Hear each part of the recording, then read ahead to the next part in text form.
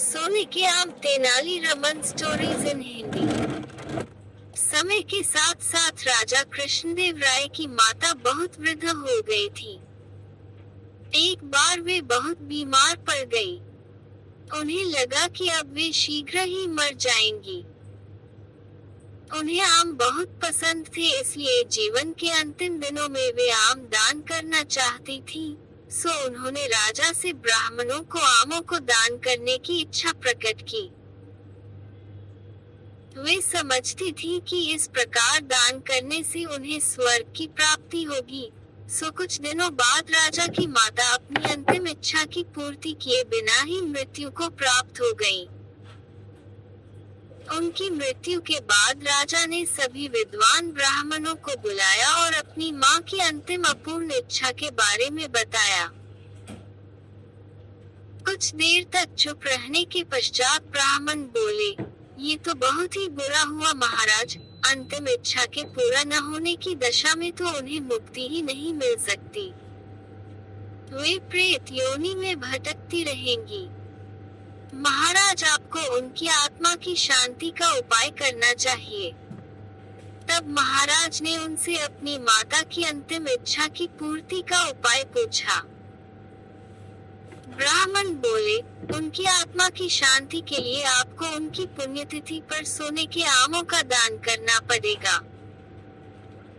अतः राजा ने मां की पुण्यतिथि पर कुछ ब्राह्मणों को भोजन के लिए बुलाया और प्रत्येक को सोने से बने आम दान में दिए। जब तेनालीराम को ये पता चला, तो वह तुरंत समझ गया कि ब्राह्मण लोग राजा की सरलता तथा भोलेपन का लाभ उठा रहे हैं। सो उसने उन ब्राह्मणों को पाठ पढ़ाने की एक योजना बनाई। अगले दिन तेनालीराम ने ब्राह्मणों को निमंत्रण पत्र भेजा। उसमें लिखा था कि तेनालीराम भी अपनी माता की पुण्यतिथि पर दान करना चाहता है, क्योंकि वे भी अपनी एक अधूरी इच्छा लेकर मरी थी। जब से उसे पता चला है कि उसकी मां की अंतिम इच्छा पूरी न होने के कारण प्रेत योनि में भटक रही होंगी, वह बहुत ही दुखी है और चाहता है कि जल्दी उसकी मां की आत्मा को शांति मिले।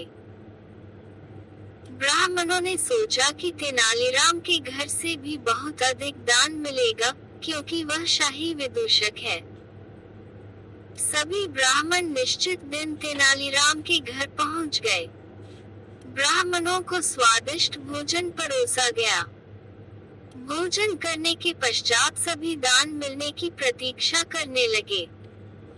तभी उन्होंने देखा कि तेनालीराम लोहे की सलाखों को आग में गर्म कर रहा है। पूछने पर तेनालीराम बोला, मेरी माँ फोड़ों के दर्द से परेशान थी। मृत्यु के समय उन्हें बहुत तेज दर्द हो रहा था।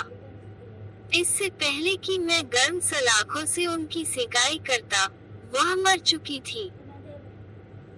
अब उनकी आत्मा की शांति के लिए मुझे आपके साथ वैसा ही करना पड़ेगा, जैसी कि उनकी अंतिम इच्छा थी। ये सुनकर ब्राह्मण बौखला गए। वे वहां से तुरंत चले जाना चाहते थे। वे गुस्से में तेनालीराम से बोले कि हमें गर्म सलाखों से दागने पर तुम्हारी माँ की आत्मा को शांति मिलेगी। नहीं महाशय, मैं झूठ नहीं बोल रहा। यदि सोने के आम दान में देने से महाराज की माँ की आत्मा को स्वर्ग में शांति मिल सकती है, तो मैं अपनी माँ की अंतिम इच्छा क्यों नहीं पूरी कर सकता। ये सुनते ही सभी ब्राह्मण समझ गए कि तेनालीराम क्या कहना चाहता है।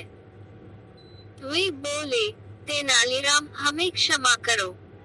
हम वे सोने के आम तुम्हें दे देते हैं, बस तुम हमें जाने दो। तेनालीराम ने सोने के आम लेकर ब्राह्मणों को जाने दिया, परंतु एक लालची ब्राह्मण ने सारी बात राजा को जाकर बता दी। ये सुनकर राजा क्रोधित हो गए और उन्होंने तेनालीराम को बुलाया। वे बोले, तेनालीराम, यदि तुम्हें सोने के आम चाहिए थे, तो मुझसे मांग लेते। तुम इतने लालची कैसे हो गए कि तुमने ब्राह्मणों से सोने के आम ले लिए। महाराज, मैं लालची नहीं हूँ, अपितु मैं तो उनकी लालच की प्रवृत्ति को रोक रहा था। यदि वे आपकी माँ की पुण्यतिथि पर सोने के आम ग्रहण कर सकते हैं, तो मेरी माँ की पुण्यतिथि पर लोहे की गर्म सलाखें क्यों नहीं झेल सकते? राजा तेनालीराम की बातों का अर्थ समझ गए। उन्होंने ब्राह्मणों को बुलाया और उन्हें भविष्य में लालच त्यागने को कहा। एक नजर में जीवन परिचय। जन्म गरलपति रामकृष्ण 16वीं शताब्दी पेशा राजा कृष्णदेव राय के। मुख्य विदूषक कविधर वैष्णव पत्नी शारदा पुत्र भास्कर शर्मा निधन 16वीं शताब्दी। तेनाली, आंध्र प्रदेश।